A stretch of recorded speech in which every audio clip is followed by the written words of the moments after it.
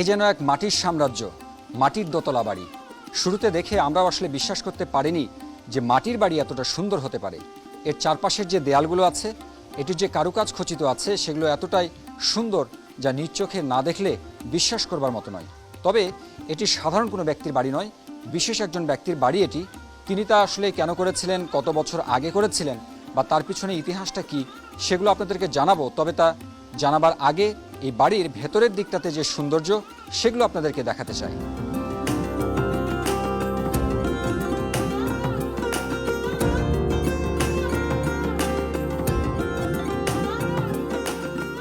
এই বাড়িটি ঘিরে ইন্টারনেট এবং বিভিন্ন ব্যক্তির মুখে আমরা বেশ কিছু তথ্য জেনেছি। এটি নওগাঁ জেলার মান্দা উপজেলার মৈনম গ্রামে অবস্থিত। প্রায় 250 বছর আগের কথা। সারদা প্রসাদ রায় নামে একজন জমিদার ছিলেন। তার বাবা এই প্রত্যন্ত গ্রামে এসে পালদের কাছ থেকে মাটির এই দোতলা বাড়িটি কিনে নিয়েছিলেন। সেই থেকে জমিদারি প্রথা বিলুপ্ত হওয়া পর্যন্ত এখানেই জমিদারি চালিয়েছেন সারদা প্রসাদ রায়। সারদা প্রসাদ রায়ের 2 ছেলে ছিলেন।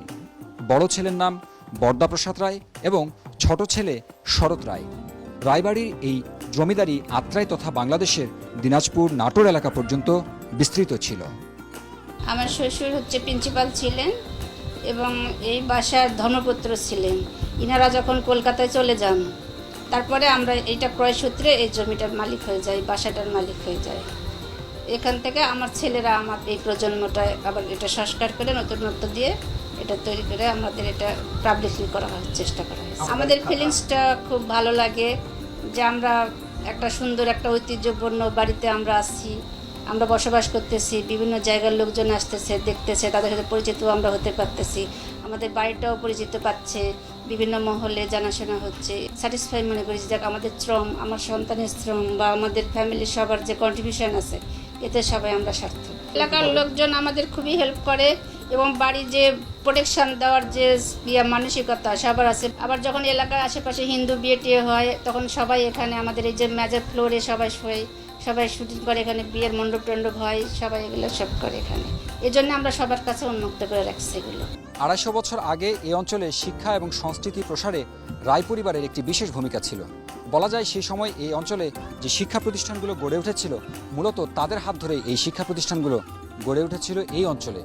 পাশাপাশি বিভিন্ন যে সনাতন ধর্মীয় যে উৎসব, বিশেষ করে দুর্গাপূজা সহ অন্যান্য যে উৎসব, সেই উৎসবগুলোতে পার্শ্ববর্তী ভারত থেকে সংস্কৃতির শিল্পীদেরকে নিয়ে এসে এখানে গভীর রাত পর্যন্ত গান বাজনা করা হতো।